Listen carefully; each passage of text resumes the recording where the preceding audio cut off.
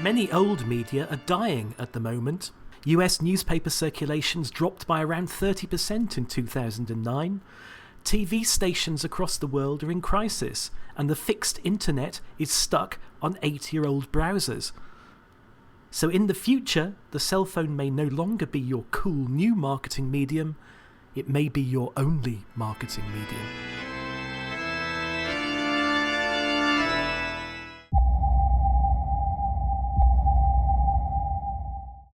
How do you make a packaged food brand? Most were invented in the 1950s. The recipe involved vegetable oil, flour, and television. Television was an essential ingredient to many FMCG brands of today. It made boring propositions interesting. It gave brands a personality in the way that only TV can. So many of these brands will really struggle to move over to 100% digital media. Demographic target audiences were invented in the TV age. They were a great help then. They created a currency. They helped sell and buy TV airtime. But they're not so much help today, because digital media don't target demographically.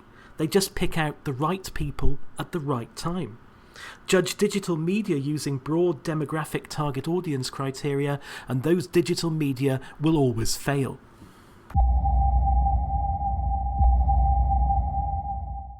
There's one problem with loyalty: the cards.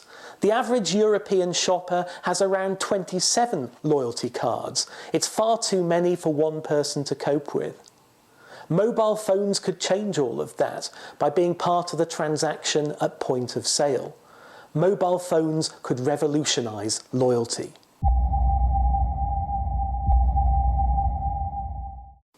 Do you play Farmville on Facebook? Or Happy Aquarium, or any of those sort of games? If so, then you probably play them all day, every day. Which leads to a really interesting question. If these sort of things can get people playing all the time, could marketing campaigns get people playing all the time? To turn into not the 360-degree marketing campaign, but the 24/7 campaign.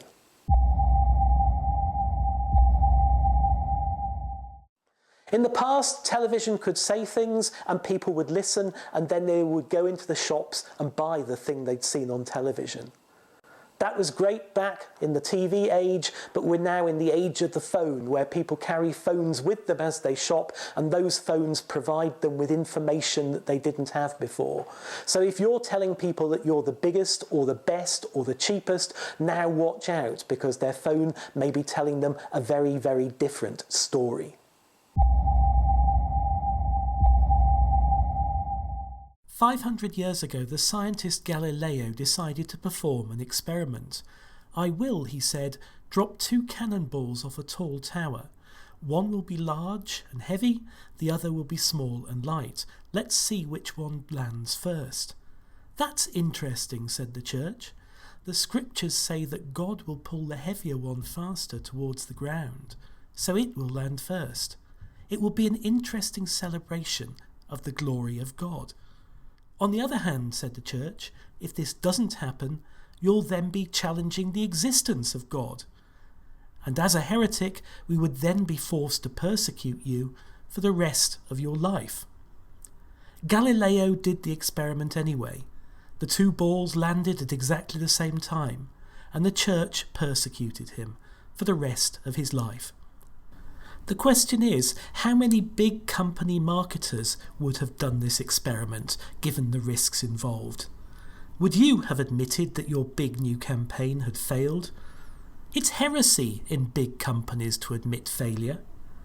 We're now in a new era of mobile digital marketing.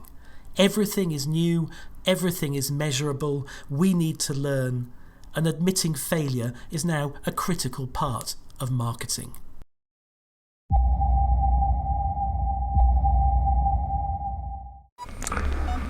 I have bad news for everyone.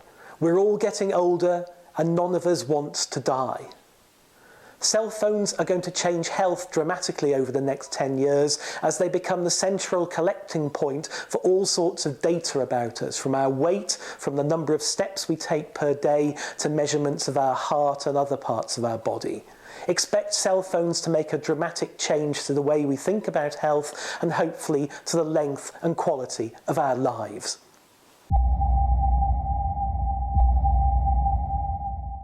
If you're an average human being living somewhere in Africa or Indonesia or China or India, then you probably earn something like $2 a day.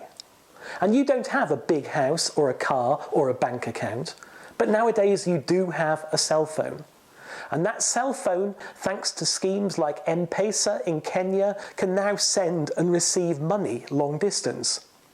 Cell phones are changing the financial lives of half of humanity.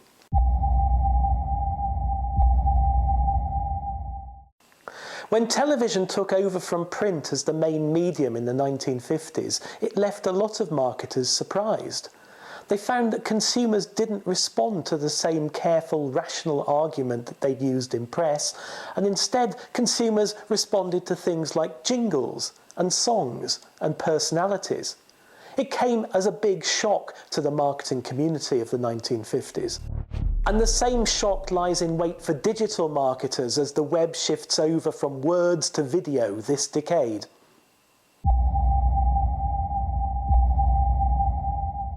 When George Orwell wrote his famous book 1984 about the totalitarian state of the future, he did so using the sexy technology of his time.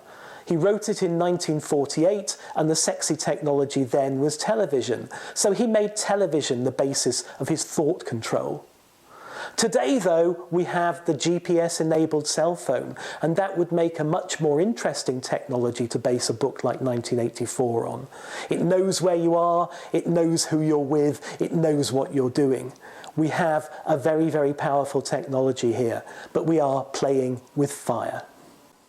And that's all from Mobile Mania. Thanks very much for watching.